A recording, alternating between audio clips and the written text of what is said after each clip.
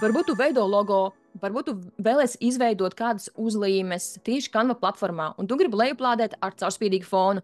Kā to izdarīt Canvā? Tas ir maksas versijai Canva Pro, Canva for Teams un Education plāns. Un tas ir iespējams tikai maksas plāniem, bet, ja tev ir bezmaksas, tad tu vari paņemt, ja tu vēl neesi izmēģinājis šo free trial, jeb bezmaksas izmēģinājumu Canva rīkiem un funkcijām. Kā noņemt fonu priekš logo un citiem elementiem, skaties tālāk video. Atver Canvā projektu, kurā tu esi izveidojis logo. Un tālāk ir tev pats pirmais jāpārliecinās, kādā izmērā tev ir nepieciešams lejuplādēt logo. Un tas ir ļoti svarīgi. Un šajā gadījumā es palikšu pie šī paša izmēra, kas man tagad ir. Tālāk es pievienoju lapu. Pievienoju lapu un ar delete izdzēšu krāsu. Un tālāk es izvēlēšos logo. Un te es iekopēju logo. Un tālāk ir mans uzdevums ir viņu palielināt maksimums, cik man vajaga, un nocentrēt. Tātad šādi es centrēju pašu logo šajā lapā.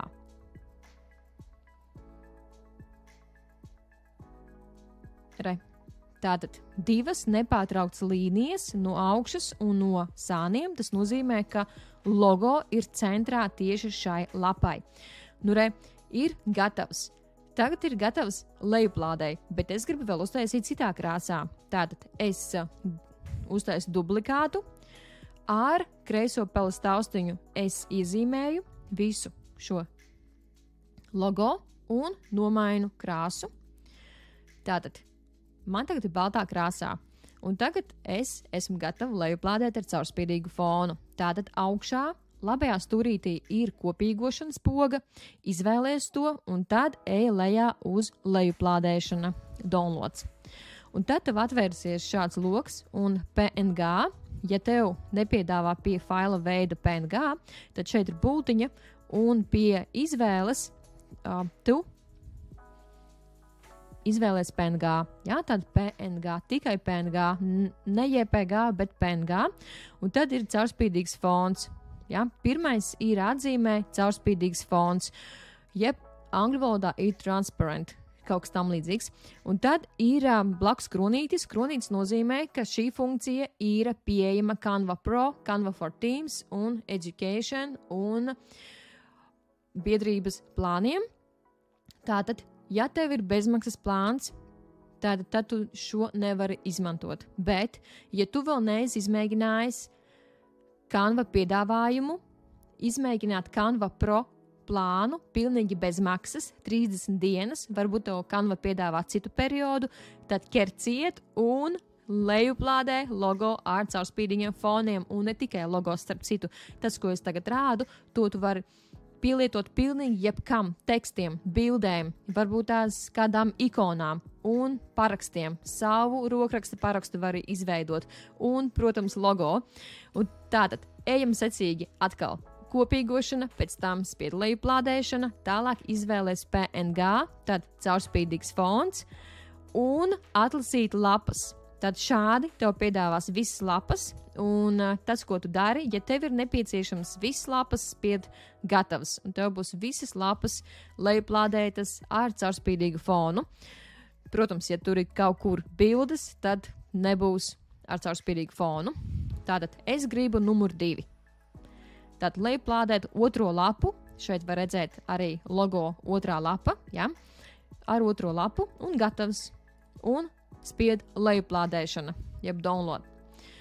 Un šobrīd notiek lejuplāde šādi, un es ievelku iekšā, ievelku. Es varēju caur augšu plādēt failus, šādi arī, bet es viņu ievilku caur logu, kā tu redzēji video, Un otrs ir, ja gadījumā tev ir krāsa, tad es nodublēju, un es gribu uztaisīt visu tagad baltā krāsā atkal, baltu krāsu, un izvēlēšos, ka fonā man būs pelēks, šādi.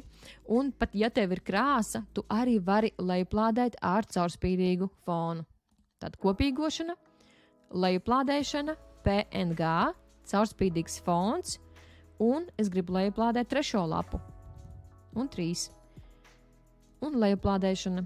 Ja? Un šobrīd lejuplādējās man jau 3. lapa ar caurspīdīgu fonu. Un nākamais ir, es atvēršu pilnīgi jaunu lapu un uztaisīšu fonam krāsu un augšuplādējušu pēdējo logo.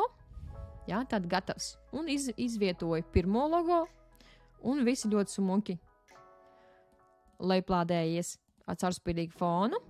Un ir arī zaļais, tumšs zaļais. Ja? Un skaties, tu vari arī šos logo, ja tu gribi saglabāt Canvā mapītē, piemēram, ar nosaukumu logo, tad tu to vari izdarīt, ja tu ej uz 3 punktiņiem, tad ir pārvietot uz mapi. Un, ja tev ir jau izveidots ar logo nosaukumu, tad ievada logo. Ja pilnīgi jaunu mapīti tev jāizveido, tad ej lejā uz Create New un ieraksti logo, piemēram, studija.